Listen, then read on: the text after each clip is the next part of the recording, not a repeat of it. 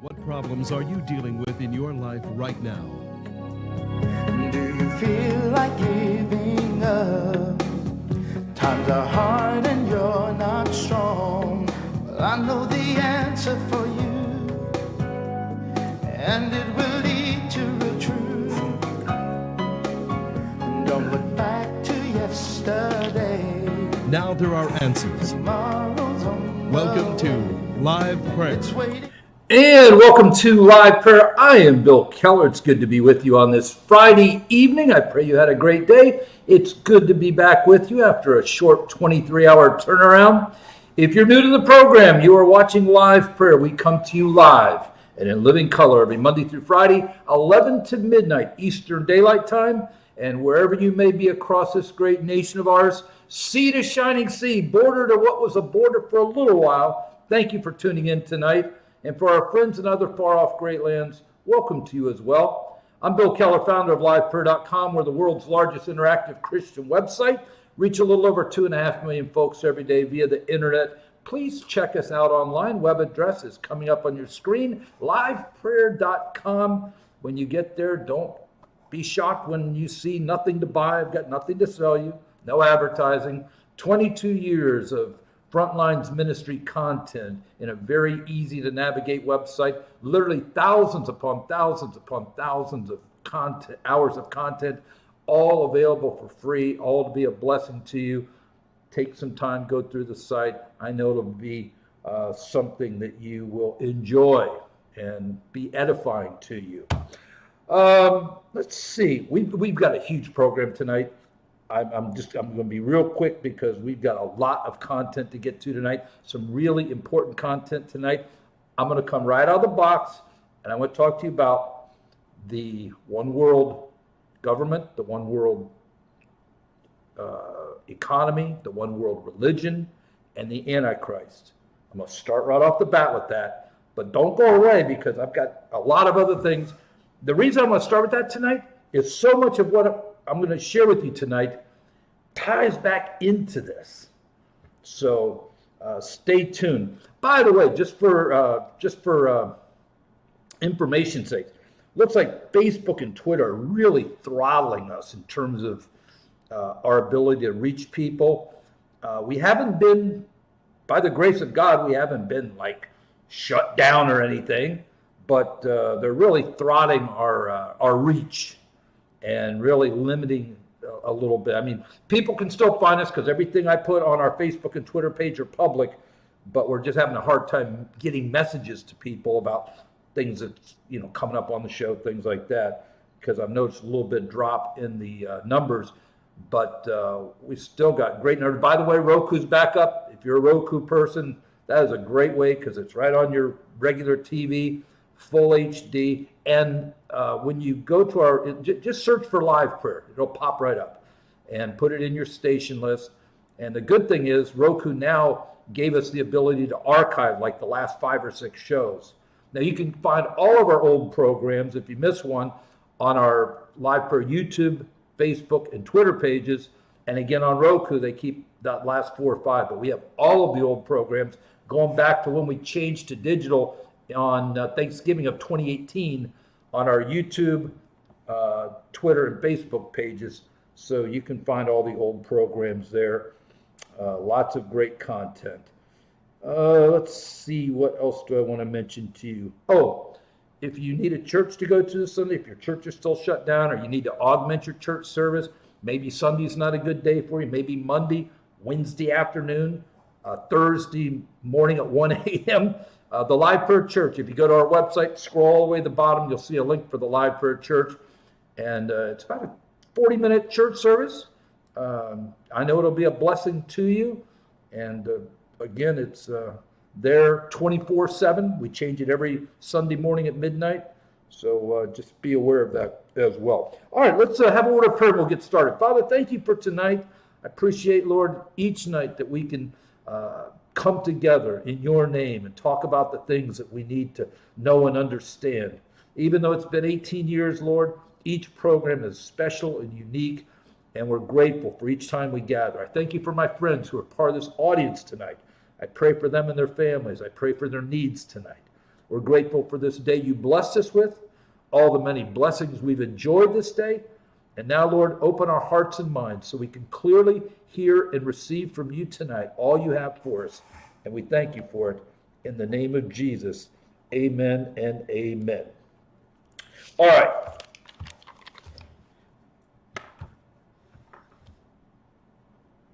One world government.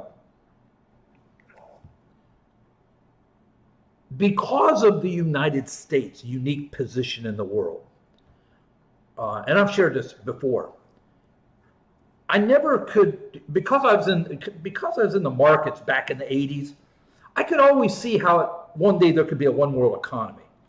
And while we're a global economy, it's not really a one world economy because you still have the different countries with their own currency and all that. But I could see how it could all merge into one. I always understood that.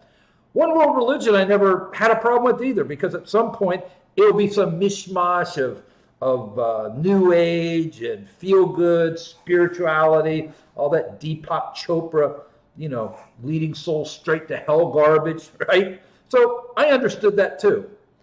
The one world government, though, always kind of puzzled me because, again, primarily because of our standing in the world. When the European Union was formed, okay, that looked like a small precursor to what could be the start of a one world government. But again, because of our position, but with what's going on in the country right now, let me tell you something. As far as the one world government goes, it's forming right now. And again, boy, I hope you're with me back in 2019, because many nights we talked about this whole battle between nationalism and globalism. And we now have globalists dominating Europe, globalists dominating the African continent.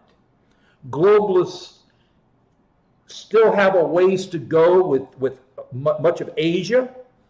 They've got a good foothold in South America, and they're sure making a run at the United States. So it's the globalist overtaking countries around the globe that could easily form into a one world government. It's very easy to see this coming together. It really is. One world economy. I'm going to talk to you more about the economy and where I see things heading on Monday night. So don't miss that. But, between the incredible debt that every country is carrying, between the smoke and mirrors of cryptocurrency, again, so much of this being controlled by the globalists. And when I talk about the globalists, I'm not talking about some conspiratorial cabal. I'm talking about people that want power. They've already got money, because the only reason they've got power is because they already had money. And it's a few. It's the Davos crowd. It's a very select group of people, no one person. So hang with me, because we know there's going to be one person eventually called the Antichrist, right? So the one world economy, it is very easy to see how that could come together very quickly, especially if countries start failing on their debt. They're not able to meet their debt needs. If you remember a few years ago, Greece was defaulting, and the World Bank and different countries the IMF kept pumping money into them, because all it takes is one country, even small as Greece, to collapse, and the domino effect would just ripple throughout the whole globe.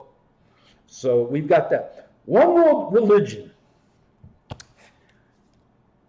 This kind of inspired me tonight. Let me talk to you about what's happening at the Vatican in next week. They've got a conference. And when I read about this conference, bulbs started flicking in my head. And if this wasn't like the dawning or the precursor of the one world religion, I don't know what is. This conference is an interplay of mind, body, and soul. Now, granted, please don't, one thing's very critical that you understand. This is coming out of the Vatican. It's being held in Rome at the Vatican, completely put on by the Catholic Church, you know, and there are 1.8 billion followers around the globe, right? And this conference is called an interplay of mind, body, and soul. They've got over 100 speakers there.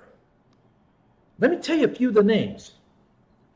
Deepak Chopra, that New Age guru from hell. Chelsea Clinton. I mean, I'm sure she's a very fine lady and intelligent, but why is she at the Vatican? Cindy Crawford, supermodel, got it. What's she doing there? Our buddy Mini Doc, Fauci's going to be there. Renee Fleming, great opera singer. What's she there for? Jane Goodall, you know, the ape lady? Joe Perry, rock and roller. And about 100 more. Most all these people are pro-abortion, not just pro-abortion, like staunch abortion advocates. This is like a mishmash of ecumenicalism. Now, don't forget, one thing I've always tried to warn you about this current Pope is he's very ecumenical. That means he basically wants to bring all the religions together. Listen, if Christianity is truth, then everything else is a lie. And the problem with ecumenicalism is you get these gatherings of Jews and Muslims and Christians and Sikhs and all that.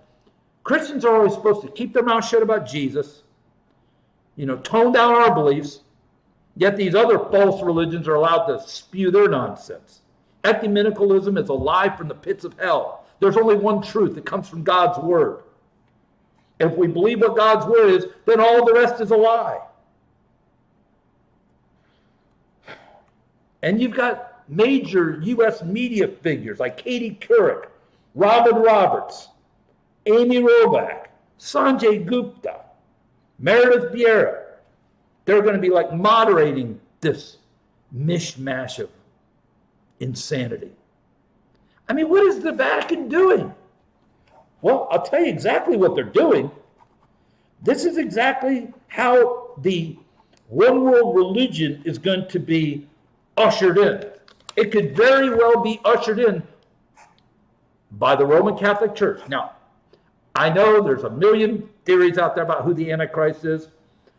I've always held that the Antichrist is going to be a man, a single man, not a woman, not an institution. The Catholic Church is not the Antichrist, but the Catholic Church, with their worldwide connection, could easily morph into this socialist, new age, feel-good, spiritual, gobbledygook stuff that would melt into a one-world religion. So we've got the globalists well on their way to basically making all the nations of the world pretty much the same. They got problems with China right now, but again, this hasn't all come together yet. But I'm giving you the outline.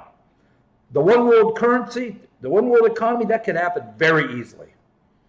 All it takes is one country to default, and we could find ourselves into some sort. And then the one world religion, and this abomination at the Vatican next week is the way a one world religion would actually form, and you would actually come out with a one world religion like that. That leads us to one other part of this puzzle, the Antichrist. I've always told you that the Antichrist is going to be a problem solver. Okay?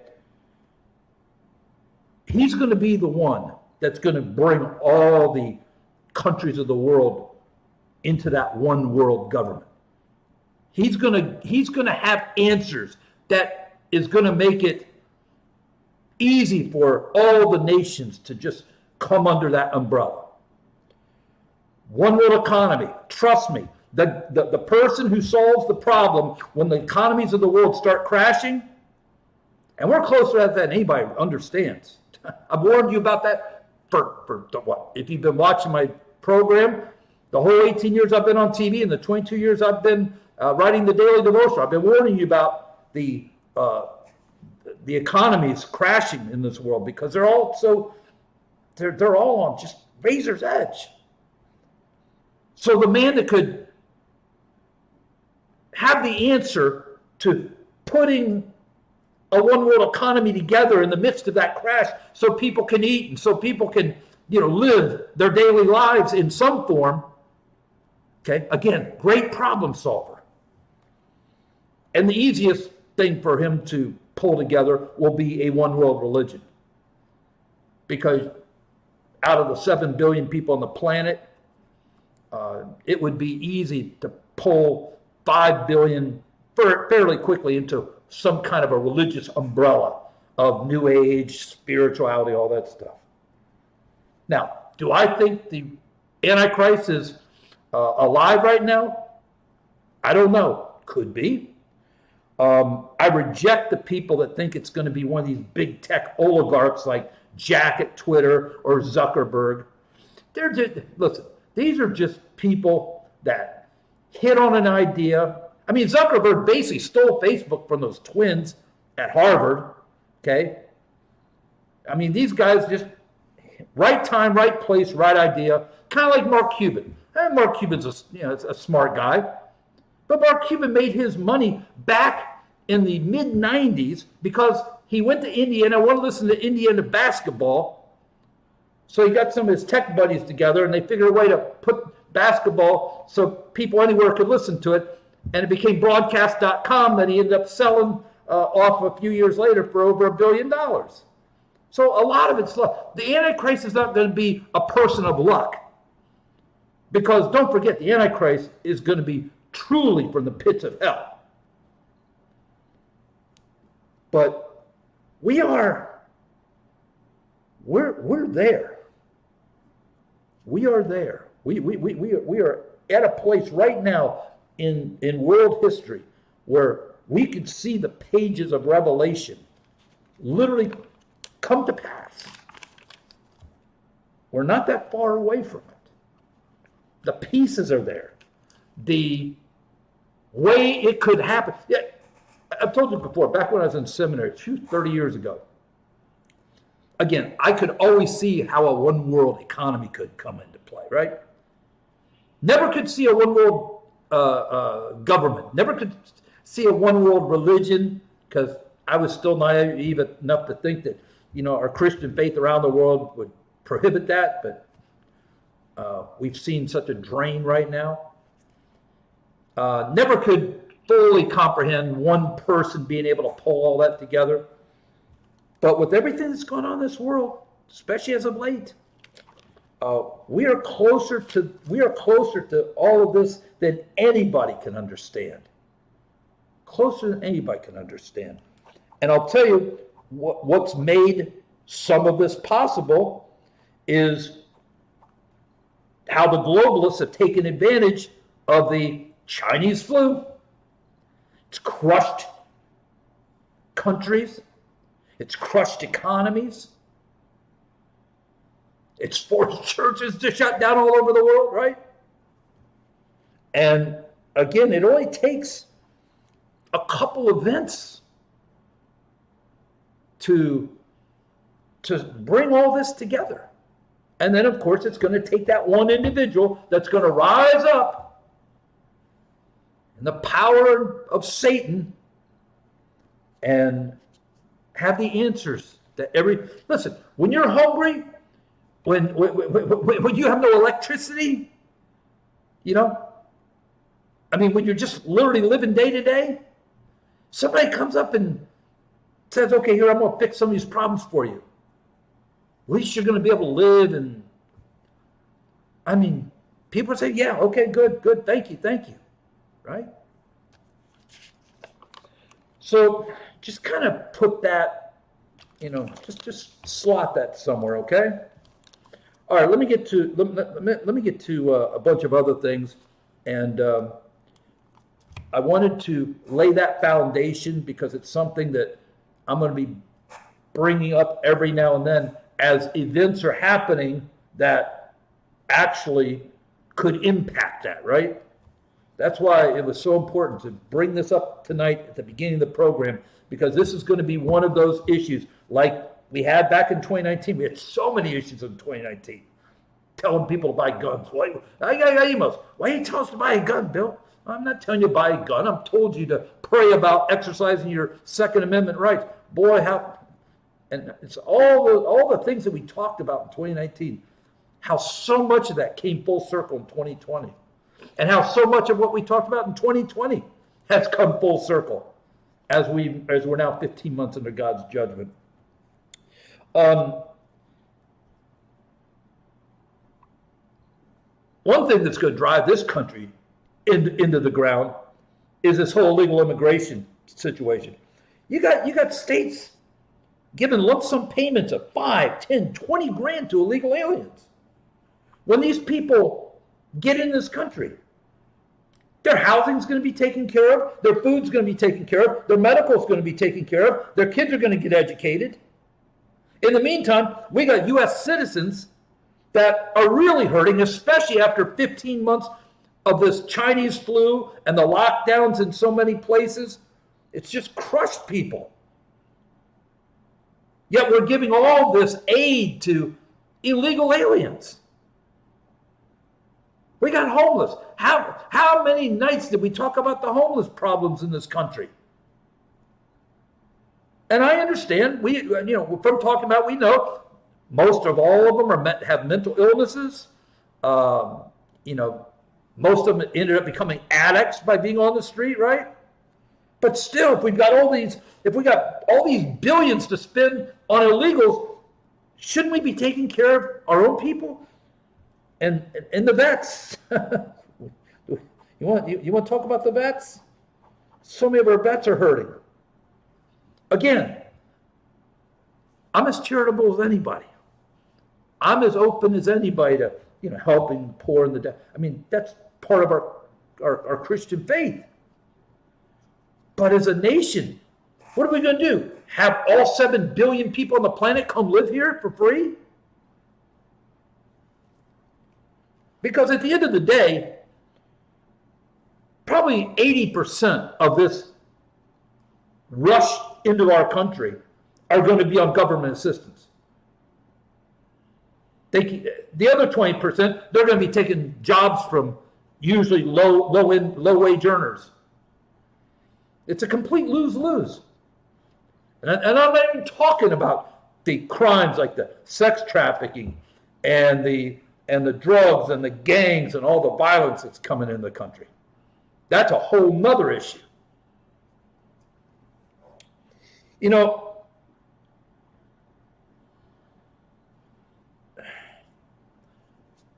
Ashley was the woman, 14-year-old Air Force vet, Ashley Babbitt. She's the only one that got killed in the Capitol on January 6th. She was killed by a black officer of some kind. We don't even know if he's a Capitol Hill cop, if he was maybe Secret Service. We don't know. And the media, crickets, nothing. She's the only one that was actually killed unarmed, no warning, and yet no charges were filed. Matter of fact, they just determined the other day that no charges will be filed. We don't even know who the person who killed her is. They've kept that hidden from everybody. The media obviously doesn't care. They're not pushing. But there's no riots. Nobody was burning down buildings. Nobody was assaulting police. No riots. Yet then on the flip side, you got a white female cop in suburban Minneapolis, 26-year-old vet. She was charged within 24 hours. I mean, they couldn't even had an investigation in that time. You knew who she was in the first hour. They had her picture all over the place in the first hour.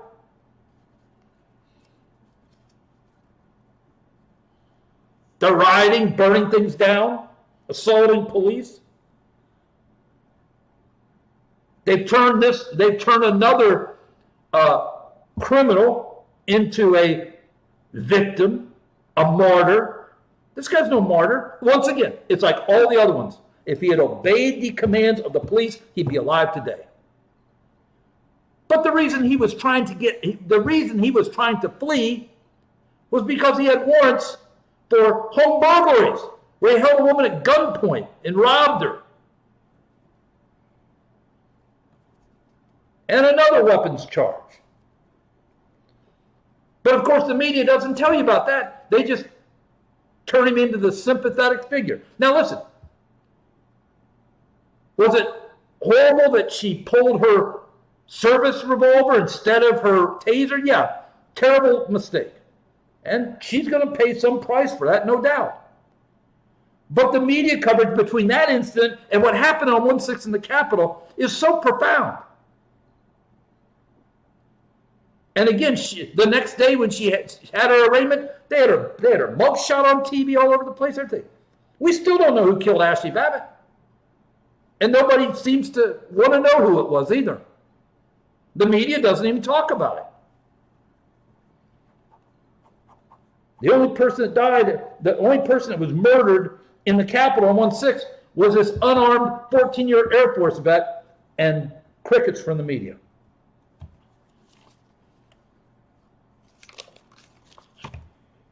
Oh.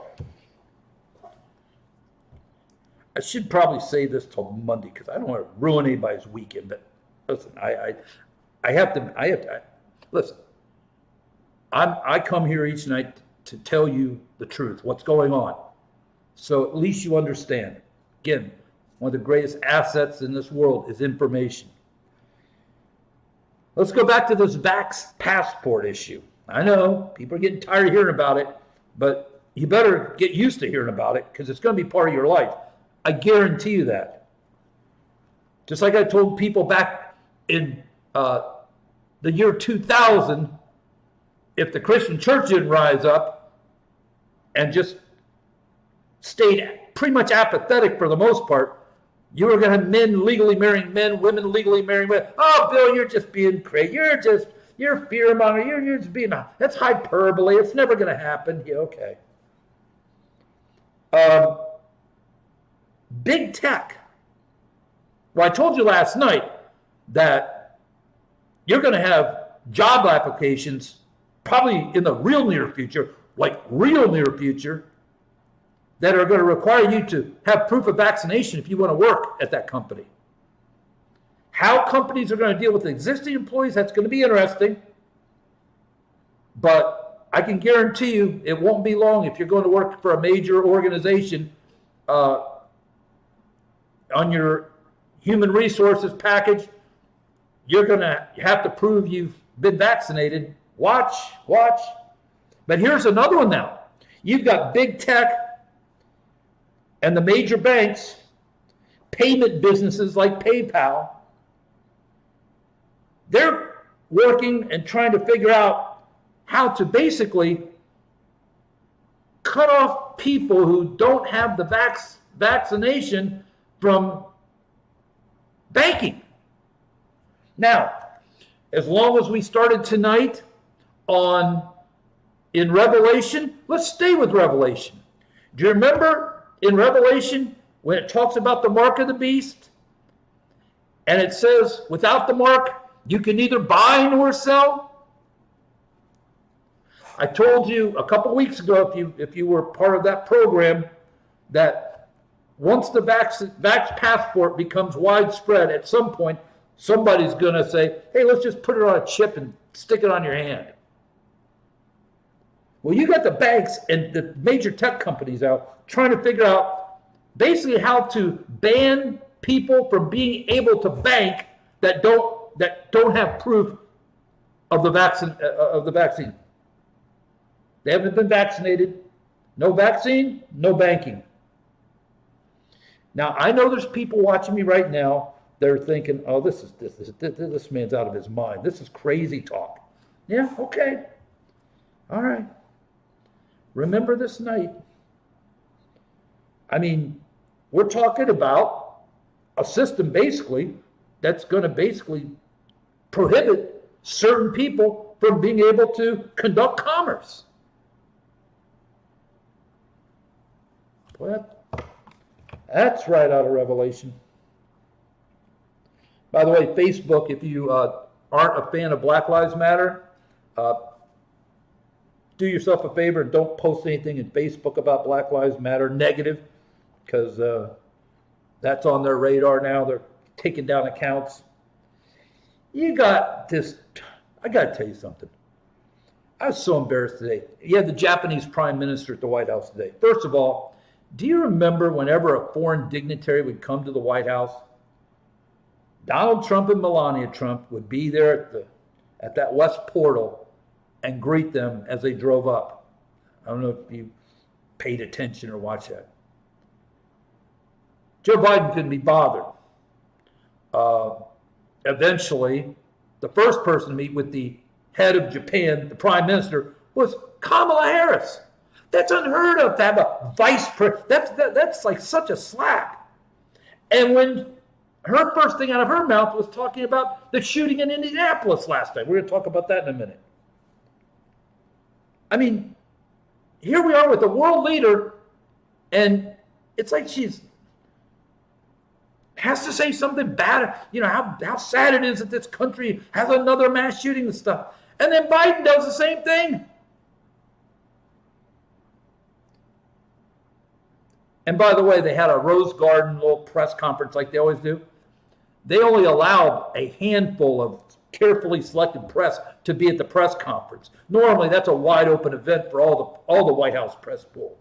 They just had it, and of course, they blame the Chinese flu for limiting the press people that could be there. And I promise you, as always happens at this White House, the questions were pre-screened. Promise you that. Guarantee you that. That's why they wouldn't let a Newsmax or a Fox or anybody like that anywhere near that thing. And I got to tell you something. I can only imagine Biden and his incoherence and his crazy talk, what the Prime Minister of Japan must be telling his people about. By the way, speaking of that, Hideki Matsui, he's a great golfer from Japan. He came from way back last Saturday and Sunday and won the Masters. Green jacket, one of the great, golf tournaments every year, right? Joe Biden looks at the Japanese prime minister and says, yeah, I saw your Japanese boy won the Masters. Won the green jacket, that Japanese boy. First of all, Hideki Matsui is a grown man. He's not, but that is. All right, let's talk about Indianapolis. First of all, workplace killing. Second of all, he was on the FBI and local law enforcement's radar a year ago. His mother called the authorities last year and said her son has some mental health issues. She's afraid he's going to do something violent. She said she's afraid that he's going to basically commit suicide by cop. Yeah, that's basically where you confront the police officer, force them to shoot you dead, right? A year ago. That's who the shooter was. Of course, we know he went to the FedEx facility there in Indianapolis, where he used to work. Now, what his beef was with his old job, who knows? but obviously, like in all of these situations, you've got a major mental health issue. And here's another situation where he was on the cops' radar. How many of these have we had?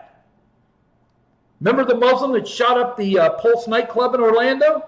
That guy and his father was on the FBI's radar. The kid that on Valentine's Day a couple years ago that killed those students at the high school in Fort Lauderdale. They had him on the radar.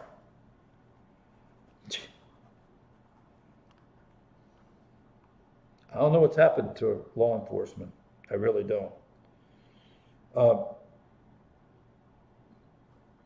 Again,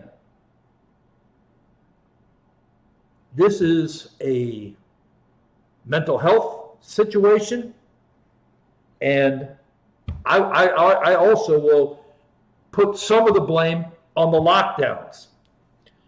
Let me go back to something that I've shared with you many times. If you're a regular to the program, you've heard me talk about this. Years ago, a very good friend of mine, who's a very well-renowned psychologist, told me, Bill, next time you're at the grocery store and there's 10 people in line, you and 9 other people, no 2 of those people have no business being in public without supervision, without a chaperone. I mean, that is how mentally ill they are. 2 out of 10. Okay?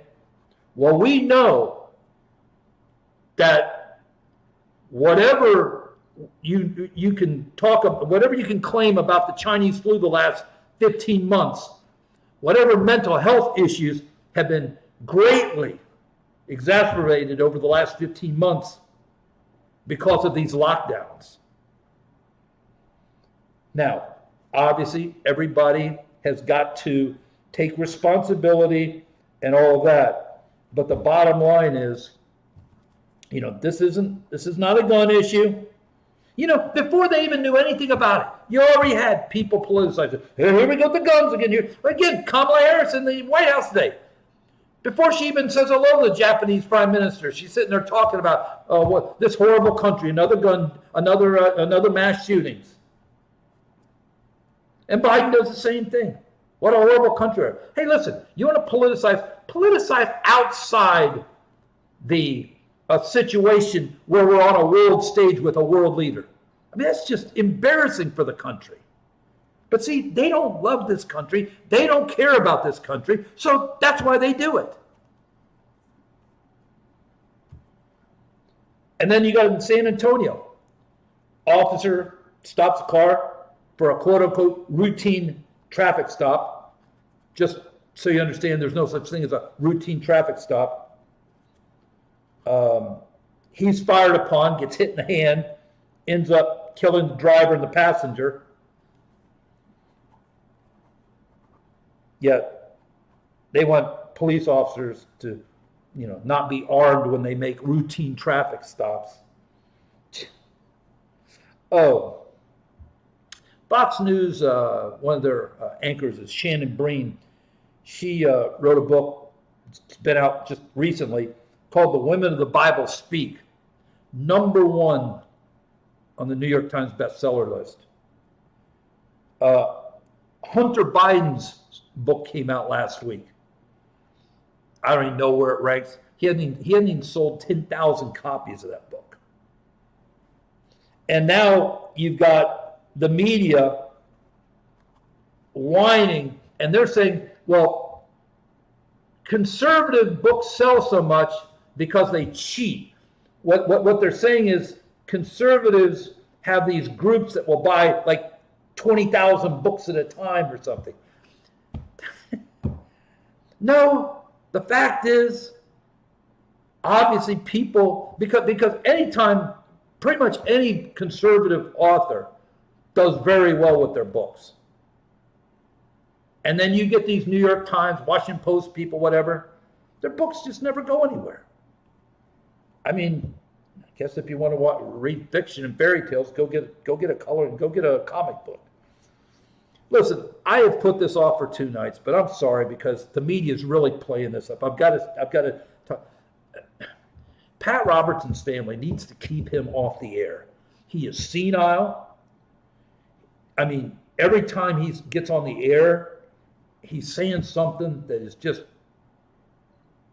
I honestly have left it alone because there's been 3 or 4 times in the last year that he's been on the air. He's not on much, but it's like every time he gets on, he says just crazy things. He was on the air after this shooting in the suburb of Minneapolis where the police officer thought she was tasing the guy using her service revolver. And he's out there ranting and raving about police brutality. I mean, I'm telling, and the only reason I'm talking about it is because the mainstream press, they're just eating it up. I mean, you would think Pat Robertson was working for CNN when you listen to this rant about the police. Again, it's just, we've got enough things going on. We don't need, people that are quote unquote on our side, giving these other people ammunition.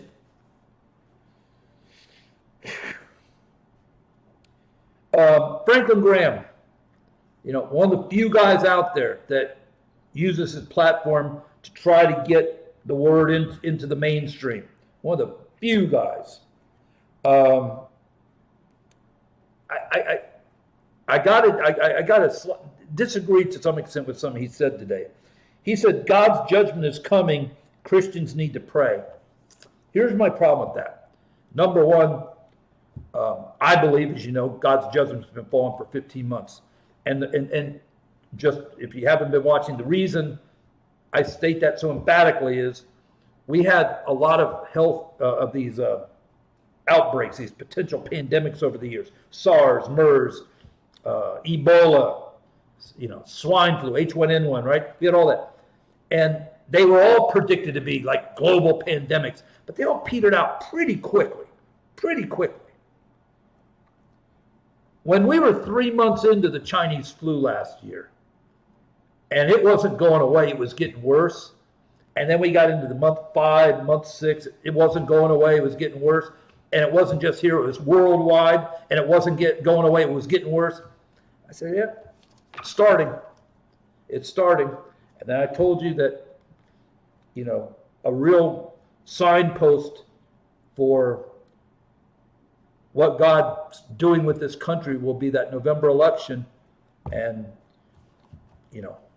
even though it's very obvious it was stolen, the bottom line is Joe Biden's president. The Democrats control the House. The Democrats control the Senate. And I told you that if that happened, that was just a furtherance of that judgment. So I disagree with Franklin in the sense that I think God's judgment is upon us now. It's been falling for 15 months. The other thing he said, though, that bugs me a lot is he said Christians need to pray. Listen, I agree. We've got to pray. Everything starts with prayer. Matter of fact, when we started the action steps a month or so ago, prayer was one of the first things that we talked about, right? In preparation, right? But here's the problem. Christians are good at praying, but they're terrible at action. Satan's people don't pray, they just act. And all I'm saying is, yes, we must pray. That's absolutely true. But prayer is not enough. Paul didn't sit in the upper room praying for the last 30, 40 years of his life. He got out there and made things happen. Okay? We're not going to turn this country around, with prayer only. That has to be a foundation. I agree with Frank 100%. Got to be a foundation. But we've got to act. Again, we do the praying part really good. But, real prayer, real faith requires action. You read Hebrews 11 about the heroes of faith. I'm sure they all prayed. But they became heroes of the faith, not because they just prayed, but because they acted. They, real faith, real living faith requires action.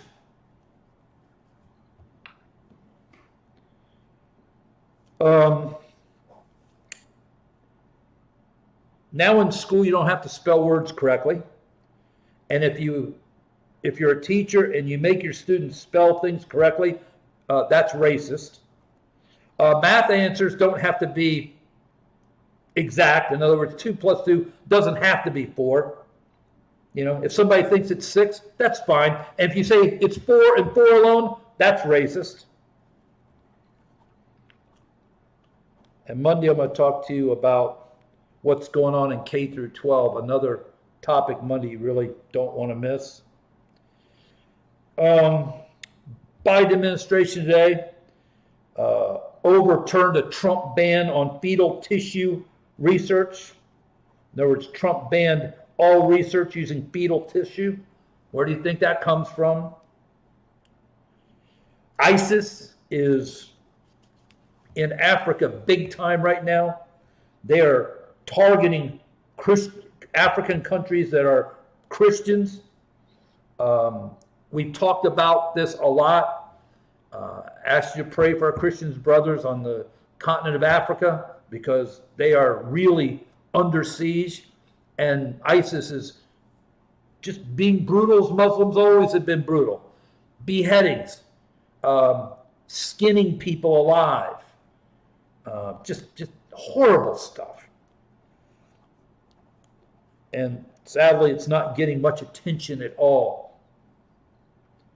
Again, I mean, if nothing else, we should, our human rights organizations, I mean, our churches should be screaming about this, but our government, from a human rights perspective, should be doing something, but I guarantee you that's not very high on their priority list.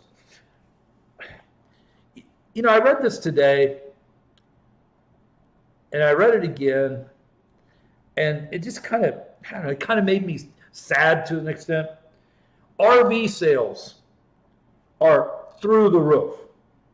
If you're an RV dealer, you're living large these days. You probably can't keep enough RVs in stock. And of course, the natural question then becomes, well, why are RV sales at record high, Bill? Because people can't afford a home. And they're literally living in an RV. A lot of them are driving around, parking at these RV parks where they hook up their electricity or whatever.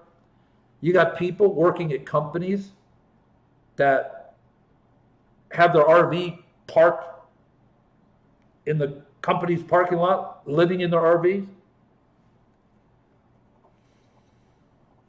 I mean, listen, God bless them. It's better than being homeless, but it just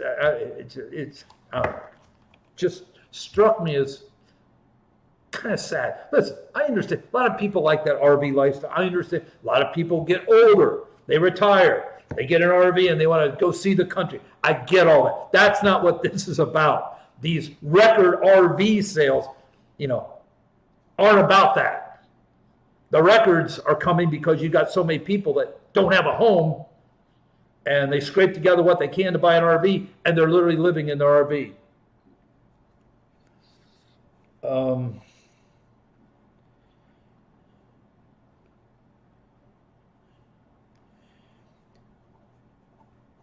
was reading one of my business journals today. They estimate approximately 200,000 businesses have closed for good during the last 15 months of the Chinese flu. And that again is another human tragedy. And the interesting thing though was it became a major shift of revenue. In other words, whatever these businesses were doing, obviously it was something people wanted or needed. So when the business closed, they had to go find it somewhere else. And usually the somewhere else was Amazon or, some major corporation. So basically what's happened is this, a chunk of the middle class has, been gone. It's lost. And actually all that happened was all the revenues ended up just moving up. So again, just another chunk of the middle class gone.